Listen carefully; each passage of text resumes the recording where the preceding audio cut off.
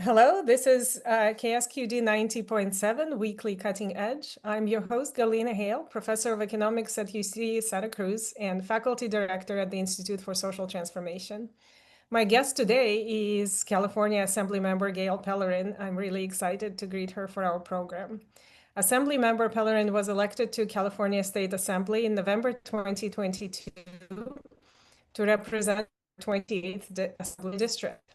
Prior to that, she served as the chief election official in Santa Cruz County from 1993 until her retirement in December 2020. Assemblymember Pellerin served as a president of the California Association of Clerks and Election Officials from 2010 to 2012, and as co-chair of the Secretary of State's Voting Assembly Advisory Committee. She has a degree in journalism from Cal Poly San Luis Obispo, and before her experience in public service, she worked as a campaign assistant to political campaigns, a newspaper reporter and photographer, and a community college instructor. Welcome, Assemblymember Pellerin. Thank you so much for having me here. So let me start by asking you a personal question. How did you decide to become a politician? I mean, it really takes guts and a vision. And looking at your bio, given your public service career, is it something you always wanted to do? Yeah, I would say public service is something I always wanted to do. I actually grew up in a very conservative household, and at the age of 13, I went to work. I worked in a motel. I was a motel maid, and then I worked in restaurants. My dad did not believe women should go to college. He thought that our role was to be a homemaker, get married, raise children, and that was not my path.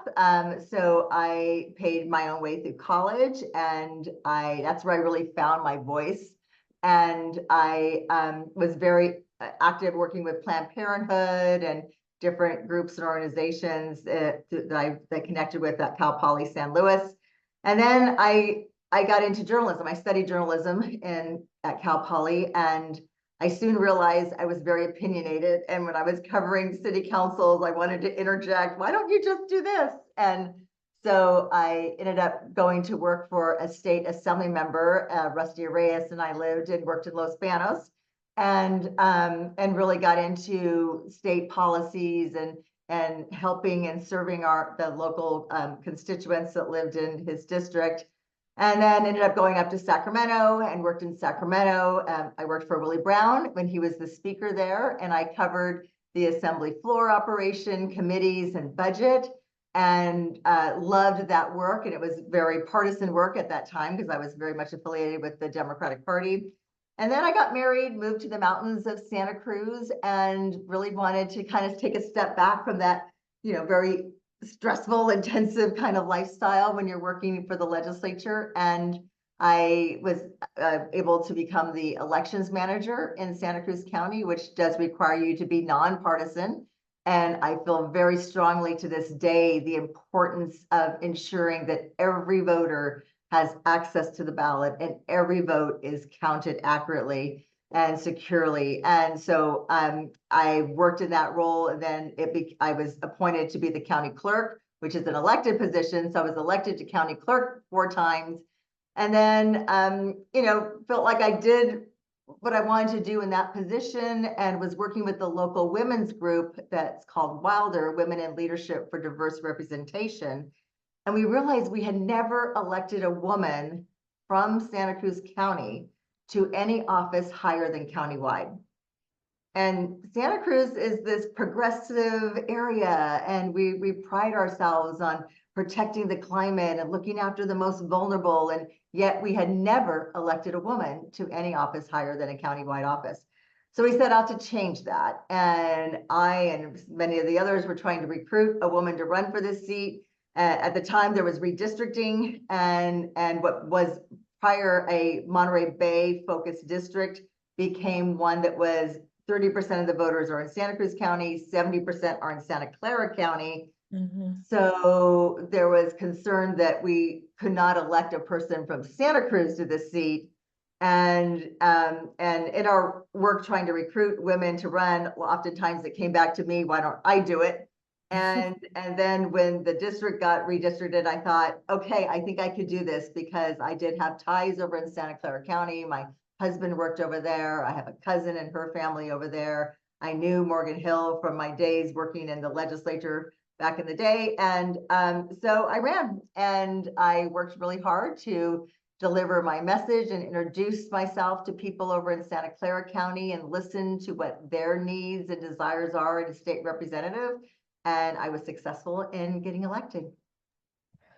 Well, so can I ask you about that? So to me, it's fascinating, like how people run for office, but also completely a black box. Like I watch some TV shows and I don't know if I'm getting a right or wrong idea from that. So what was it like? What was as you expected, given that you were kind of in this world working for decades? And what was something you didn't expect, during your campaign to be elected? Yeah, well, it is full circle for me because I get to go back to Sacramento now doing the work I did as a staffer. And I often take on the staffer role and I have to be told, nope, you're the member now. But it's definitely much different running a campaign for yourself or being the candidate versus running a campaign. Because I have done campaign work in the past, and being the person whose face is out there, your words are out there, people are really looking to you. And my area of expertise really was centered around, of course, democracy, election issues. I worked a lot in the mental health space. My family's been profoundly impacted by mental health. So I'm on the NAMI board, for example, the National Alliance on Mental Illness, and a lot around the area of women's issues. So I've been a huge advocate for Planned Parenthood funding and abortion access. And so those were kind of my issue areas. And then I all of a sudden am getting questions about drought and transportation and how to build more housing. And those are all areas that I know about just as a layperson reading the news and talking to people, but not an area of expertise. So I found myself really working hard to learn about all these different issues. And I remember one of the first questions I had on a campaign interview was how I was going to solve the drought problem in California at the time. And I was just like, well, first it's got to rain, and then we got to collect the rain, and then we got to store it, and then we got to be able to transport it. And I talked to a water expert after I got elected, and he's like, well, you're right on all those points, except for it's snow. We really got to look at the snow impact in order to gauge where we are on our drought situation. So, I went to Cal Poly where the motto is learn by doing. And I do feel like in this position that comes in handy a lot because you do just learn something new every day. And it's just an incredible opportunity to serve this district.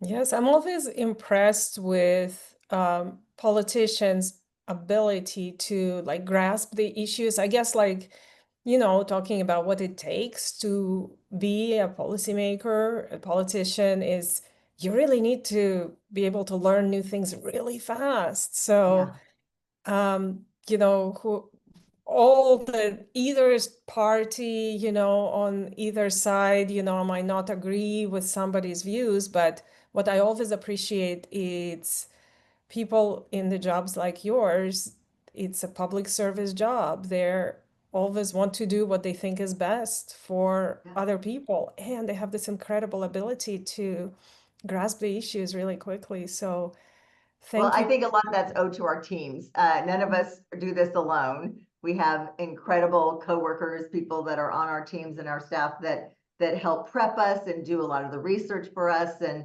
but there is a lot of reading involved, a lot of studying involved, and we don't. It's things are very complex. Like I'm still trying to wrap my head around cap and invest, and we just did a number of changes around that issue area. And I look to people who are my colleagues that are experts. So I'll talk to John Laird about environmental issues. I'll talk to Buffy Wicks about housing issues. And, so I talk to, other members about mental health. I mean, former State Senator Jim Bell was a mental health advocate. And when it comes to human trafficking, I'll talk to Mia Bonta. And, so I you find the people who are experts, who are your colleagues, and you rely on them a lot for information and to learn about the issue, as well as your team. All right. Well, so you mentioned redistricting. So that, of course, is a hot word right now. Yes, yes. I actually got a call from a campaign, educating me on redistricting. Do you want to share with our voters who might not know what's going on in California and what is their role in that? Yeah, yeah. So, we learned about Texas basically responding to a demand from Trump to create 5 more Republican seats in Texas. And California said, okay, we're going to do a response that will meet that, and we'll produce 5 more Democratic seats. As a former elections official, I had a lot of questions about that, as far as how are we going to do this, and are we going to be open and transparent with voters? And so we passed a series of legislation to call the election, to fund the elections, making sure that was one thing I advocated for, is make sure our county elections officials were reimbursed in whole for their work of not only conducting the election, but redrawing lines if Proposition 50 passes. And then what was also important was that we be open and honest with voters as far as giving them the maps. So the maps are posted. I'm the chair of the Assembly Elections Committee. So the maps are posted there. They'll be in the state voter guide as well. And this is, I think, my 5th redistricting in my lifetime. And it is really, truly the most open and transparent one, where voters see the maps. And yes, we do have an independent Citizens Redistricting Commission. We stand firm in support of that commission. And so we're basically asking voters whether they want to change the Constitution to allow for this new set of maps to be adopted for just on a temporary basis for the remainder of this 10-year cycle, which would end in 2030. And at that point, the Citizens Redistricting Commission would pick up again and draw the maps for the next decade. And we also have language in the Constitution to advocate that all states in the nation adopt a Citizens Redistricting Commission that's independent from the legislature and draws the maps based on the key issues of communities of interest, compactness, adhering to Voting Rights Act, and geography, those kinds of things that are taken into account when drawing lines. And interestingly enough, that 76% of the lines that are being presented to voters in this cycle on Proposition 50 are lines that were drawn by the Citizens Redistricting Commission. So we've tweaked about 24% of those, and those maps are available to voters. And on November 4th of this year, voters will be deciding whether to adopt those maps or to keep the maps the way they are, keep the districts the way they are. And the maps only impact congressional districts. So assembly districts and Senate districts remain the same. And it's important to note that voters will be getting ballots in their mailbox in early October. And we encourage them to, voters to vote those and get those ballots in. I personally have always advocated for people to return their ballot directly to an elections official, either in person, or every county now has a drop box where you can, and in Santa Cruz County, you could just drive up. You don't even have to get out of your car, drop that ballot in the box. And then that is something that's controlled by the elections official. So they will get that ballot that day or the next day, and it gets in and gets processed and ready for the count. So it's a quick and efficient way to get your ballot back. There's a lot going on with postmark right now, and there's a lot of questions and concerns around California's law that allows a ballot that's postmarked on election day, but received, I think, 7 days later, is qualified and can be counted. I personally would, just because of everything going on in the world, I would take a little more care and consideration. And if I did have to mail my ballot back, I would mail it at least a week before the election, so there's no concern or question about it arriving by election day. So thank you so much for this. This is like as professional an advice as one can get, given your career. So definitely will heed that. And you already answered. I do think it's, voter turnout is always something that's challenged me as far as why is it people don't vote, and turnout always goes higher in presidential generals. But when you really look at issues on the ballot, on all the other elections, those are really issues that impact you more. Your school board, your water board, your fire board. And this special election we're having on November 4th, we not only have Measure C on the ballot in Santa Cruz on housing, a housing question, but also Proposition 50. And these are issues that are really something directly impacting, constituents here in Santa Cruz County. So I always encourage people to vote in every single election in which you're eligible. And we have done so much to make sure the voting is accessible and barriers are removed. And if voting's not a test, you don't have to vote on every single issue. So, just make sure you vote that ballot, sign the envelope in your handwriting, your name. It's got a flap to secure that, so it will be confidential until it's received by the elections official. But I really encourage people to be a voter at every single time an election comes your way. Yeah, I second that. And please make sure your signature is the same as signature on your voter registration. I had this issue once where I signed it carelessly, and they do really check. So we do check, and we do reach out if it doesn't compare. Now that we have Motor Voter where we get people can register when they do any action with the DMV. So when they get their driver's license, they're asked if they want to register to vote or update their registration. So you can actually look at your driver's license, and that signature on that could very well be the signature we have captured as well. So signing it similar to that is always helpful. Oh, thank you for that. All right, let's get maybe a little bit to the issues, given that it's the local radio show. In your just a few years in the Assembly, were you able to bring some local issues to Sacramento? And what were the challenges in doing that? Yeah, no, I've definitely carried some district bills in response to issues that we have here. One that's sitting on the governor's desk right now is to allow property that was purchased by Semper Virens around Big Basin, Año Nuevo, and Butno state parks would be transferred to state parks for ongoing stewardship, trail development, wildfire prevention efforts. So that bill is sitting on the governor's desk. It's the third year I've done this bill, so I'm hoping third time's a charm, and that we can get that signed into law. And I've also been working with Janice on a bill to their substance use disorder program, and they have multiple kinds of programs under one roof, and we're trying to streamline that process. I also got a issue that came up from a solar developer, a solar company here in Santa Cruz County that was having problems with businesses that wanted to put in solar, and they had to actually register under the Public Works and be an awarding body and have to go through a lot of barriers and burdensome paperwork in order to just put solar on your business.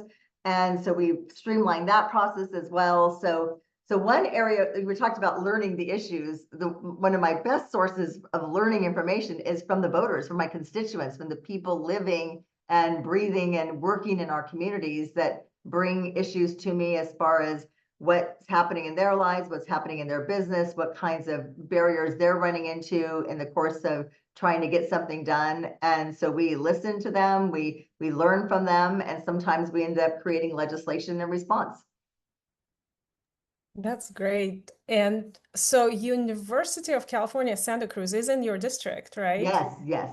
So how is that reflected in your work in Assembly at all? Like, what's the relationship between the UC and the rest of the district?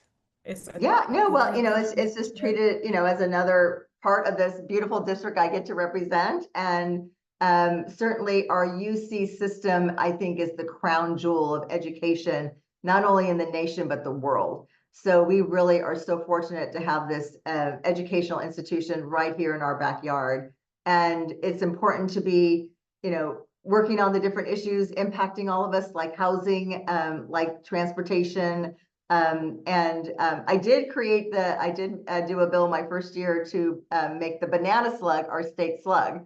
So that's the mascot at UCSC, and it truly is a magical creature, and it is now our state slug. But And of course, UCSC is looking at, or is developing a medical school, because our Central Coast region is really kind of a healthcare desert in some regards, because it's really hard for people to be here, to live here, to work here. And I think creating a medical school here is going to be really key to attract the students who are going to learn medicine here, and then maybe hopefully do their residencies here in this region, and then live and work here, because we want to make sure we continue to provide affordable, accessible healthcare, mental health care to the residents of this region. So we're constantly working together on different issues, and we're very fortunate to have such a great institution here in our backyard. And I, for one, am very concerned about the federal cuts to education, and especially with the UC systems and their attack on the research monies that they have to do important research around climate and healthcare and other issues that they do. And UCSC is really on the front line of doing a lot of this research. So we're hoping to fight back and get some money and get that preserved for our UC systems. Yes, and we are looking at the state of California for because the work on climate continues. The California Fifth Climate Assessment is now in like the final round, and myself and many of my colleagues are contributing to that.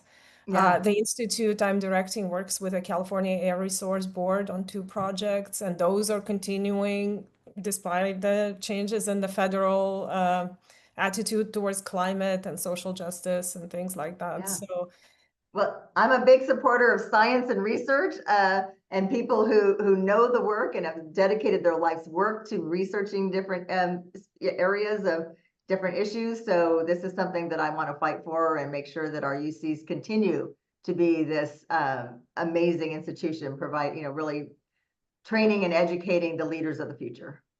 Yeah, I'm optimistic. We've been through hard times before. We'll get through it. And so one last question I have for you is, UCSC has a lot of specialists in a lot of areas doing research, and we're also trying to get better at turning research into entrepreneurship, because there's some ideas they don't do anybody any good if they stay in the lab, right? So we have the Innovation Hub trying to help faculty either connect with entrepreneurs or become entrepreneurs and patent their inventions. What can we at the university do better to help you in the work that you're doing to solve those important issues on mental health and climate and women's rights and status that seems to be constantly under attack? Yeah, no, I think any time when in the course of research you come across a state law that is a barrier and a problem, or that you need legislation, you need a statutory change to better enhance your research or provide for different ideas that you're wanting to see, let us know, because we're constantly reaching out, looking for legislative ideas. So we'll be introducing more legislation in January and February of this next year. So we're working on proposals right now and researching what's possible. And so just maintaining that kind of communication. I also think as a professor at UC, anything you can do to encourage your students and the students on campus to register and vote. Our student vote always kinds of lag behind. And again, these are our future leaders. So the laws that we're enacting today are going to definitely impact them and their lives. So we want to get our students more civically engaged in their community. And as a student, you can either register and vote from your home address, wherever that is in California, and do that by mail, or you can register to vote in where you're living near your university. So just encouraging that civic engagement is also, I think, really key. So for students who live on campus, they can register to vote in our district. Yeah, and I know a lot of students, actually students live in my neighborhood over on the west side, and so students living in there, they can register and vote from that location. Or if mom and dad live in Riverside County and that's where you grew up and that's where your heart is, and you could continue to be registered in your home county. So I know I've got 2 adults that children that I'm still working on launching, and just one has kept their voter registration here because they're sort of traveling around, and another one has re-registered at their new home. So that all changes and evolves as young people grow up.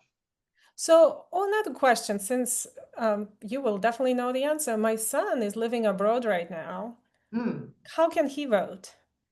So voting military and overseas, there's a program. So he should, if his last place of registration was Santa Cruz, you should make sure Santa Cruz County has him as an overseas voter. And what they do is they will either email their ballot to them. There's a remote accessible vote by mail ballot system. But the overseas and military voters actually get their ballots 60 to 45 days before the election to allow plenty of time for them to get it, to then print it out, vote it, and then return it. So that is currently available. You just need to contact the Santa Cruz County Registrar of Voters office to make sure that they have his information on how he wants to receive the ballot, either by mail or by fax or by email. All right, that is very helpful. Yeah. So we really want to encourage them to get their voices heard too. Yeah. Yeah, exactly. And I find the young people do care about the issues at hand, because these are issues affecting their lives more and more. So yeah. hope... When I used to speak to either college classrooms or high school classrooms, I would basically say, okay, everybody in this classroom is eligible to vote. And then I'd have half the people stand up, and I said, okay, these are the people that actually took the effort to register to vote. And then have half of them sit down. So I got a quarter of the room left. You're the ones that are actually voting. And I'm like, so for people sitting down, look at who's standing up. Are you comfortable with them making decisions on your behalf? And that's what it all comes down to, is, your vote is your voice. So it is so critically important that you be involved and you get registered and you vote in every election. For sure. And so final question. So for, say, the faculty who have some ideas for policy changes in California, what's the best way to contact your office? So we have an office here in Santa Cruz at the County Government Center. So you're welcome to call here, or you can call directly to our Sacramento Capitol office and talk to our alleged director there, Charmaine Mills. And we're happy to hear ideas and evaluate what we can do. And yeah, it just helps us learn more about the issues impacting our district.